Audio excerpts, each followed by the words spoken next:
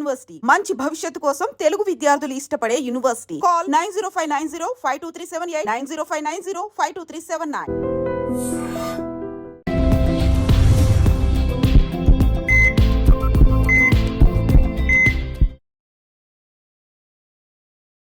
నమస్తే, welcome back to IT media. మన ఆయుర్వేదం ప్రోగ్రామ్కి అందరికీ స్వాగతం. సో ఈరోజు మనతో ఉన్నారు 35 ఏళ్లకు పైగా ఆయుర్వేద వైద్యంలో తనకంటూ ఒక ప్రత్యేక స్థానాన్ని ఏర్పరచుకున్న చిట్టుబొట్ల మధుసూదన్ శర్మ గారు. సో ఈ రోజు నిద్రలేమి సమస్యలకు తగిన పరిష్కారం అయితే తెలుసుకుందాము. చాలా మందికి ఏంటంటే మార్నింగ్ టైంలో ఎక్కువగా స్ట్రెస్ఫుల్ వర్క్స్ ఉన్నా, ఎక్కువగా ల్యాప్టాప్స్ చూసినా పడుకునే టైంకి నిద్ర పట్టదనమాట.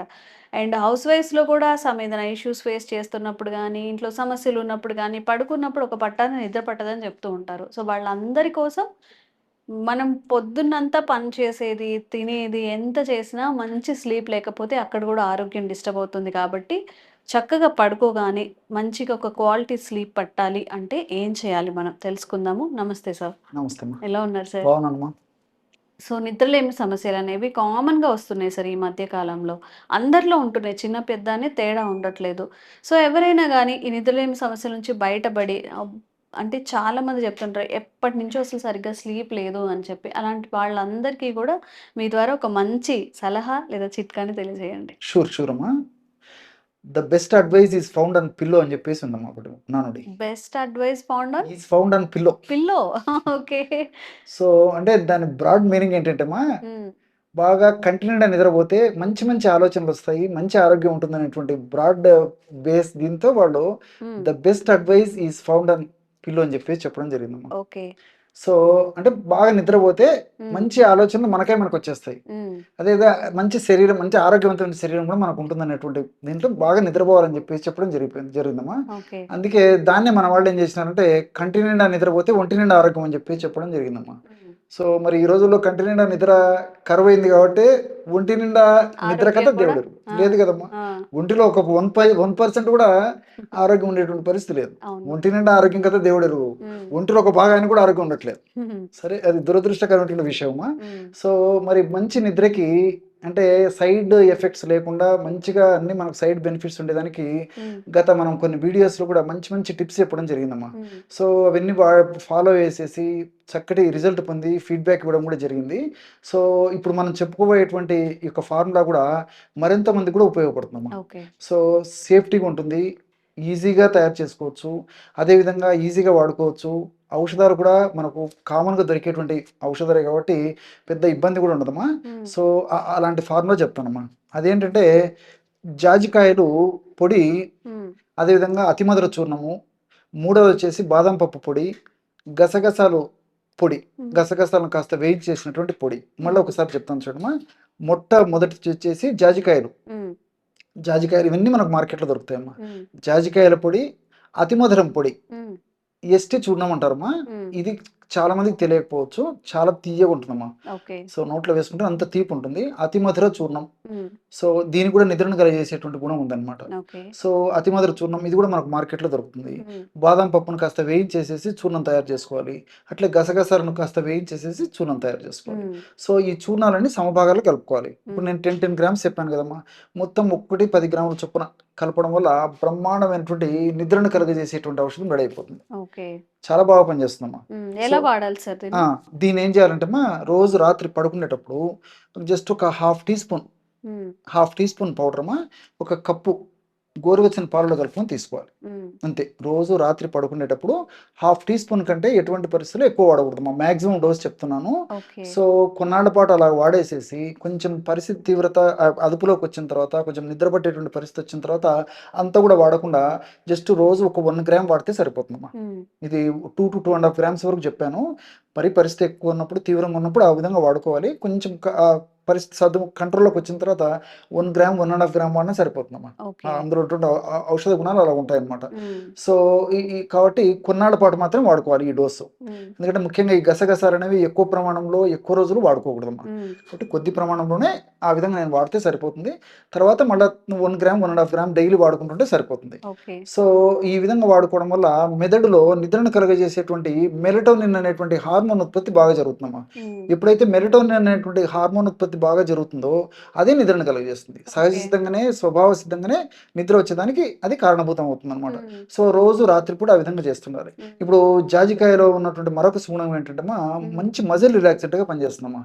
సో జాజికాయలు వాడుకోవడం వల్ల జాజికాయలు ఉన్నటువంటి మెరిస్టిస్ అనేటువంటి రసాయన పదార్థము, మెలటోనిన్ అనేటువంటి మెదడులో రసాయన పదార్థాన్ని నిద్రను కలుగజేసేటువంటి రసాయన పదార్థాన్ని బాగా ఉత్పత్తి చేయడమే కాకుండా మజిల్ రిలాక్సెంట్గా పనిచేస్తుంది.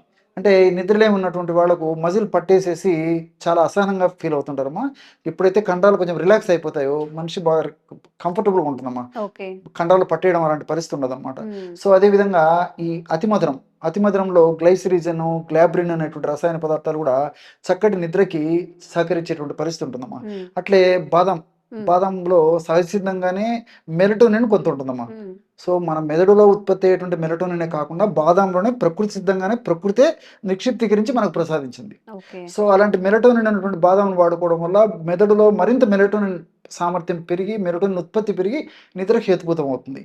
అట్లే చివరగా గసగసాలు ఈ టెన్షన్ తగ్గిస్తాయి, మనసు ప్రశాంతంగా వచ్చినట్టు చేస్తాయి, డిప్రెషన్ తగ్గించేస్తాయి.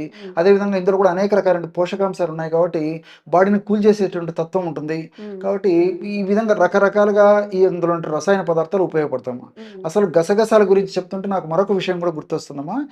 దాని యొక్క బొటానికల్ నేము పెపావర్ సోమ్నిఫెరా. సో అన్య భాషలో సోమ్న అంటే నిద్ర అనేటువంటి అర్థం అమ్మా. నిద్రను కలగజేసేటువంటి అద్వితీయమైన ఔషధ గుణాలు ఉన్నట్లు విదేశస్తులు కూడా గమనించేసేసే దీనికి పేరు పెట్టడం జరిగిందనమాట. మన భారతదేశంలో ఏనాటి నుంచో వాడుతున్నారు, మరి దీనికి ప్రత్యేకంగా ఈ పేరు పెట్టడం కూడా జరిగిందమ్మా.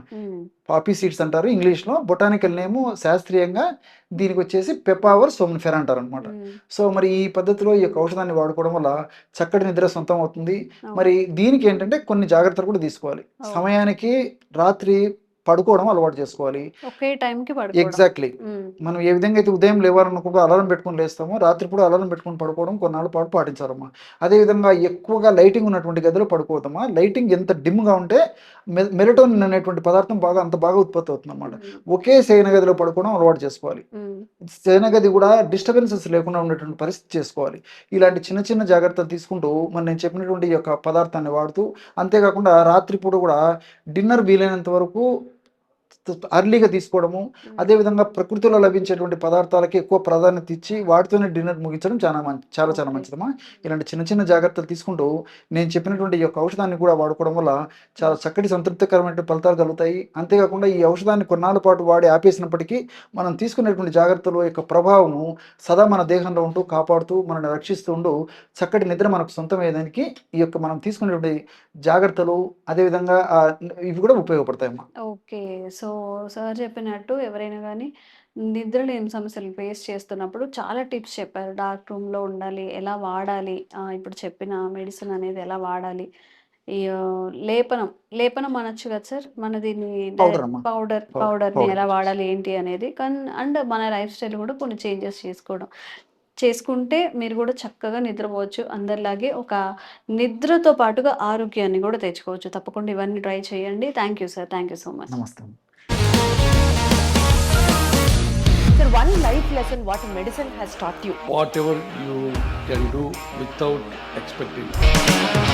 బట్ ఐ రియలీ బిలీవ్ మన పాజిటివ్ యాటిట్యూడ్ ఉంటేనే మనం ఏదైనా సాధించగలం. గట్ని మనం కరెక్ట్గా డీల్ చేసినట్లయితే అది మనకి పాజిటివ్ హార్మోన్స్ని రిలీజ్ చేస్తుంది. షుగర్ వచ్చిన వాళ్ళ పరిస్థితి ఏంటి? పొట్ట దగ్గర పెరిగితే దాన్ని ఆండ్రాయిడ్ అంటారు. ఆండ్రాయిడ్ ఫోన్ కదా. అసలు థాట్స్ ఎందుకు వస్తాయి? బ్రెయిన్ డెడ్ అంటే దానికి ప్రపంచం అంతా కూడా కొన్ని నిర్దిష్టమైనటువంటి లక్షణాలు ఉంటాయి. మానసికంగా ధైర్యంగా ఉంటే క్యాన్సర్ జయించవచ్చు. You are a doctor for a cause sir, అంతే. వాళ్ళకి వచ్చిన ఆదాయం కాకుండా ఫ్రీ సర్వీస్ ఎంతమందికో చేస్తారు.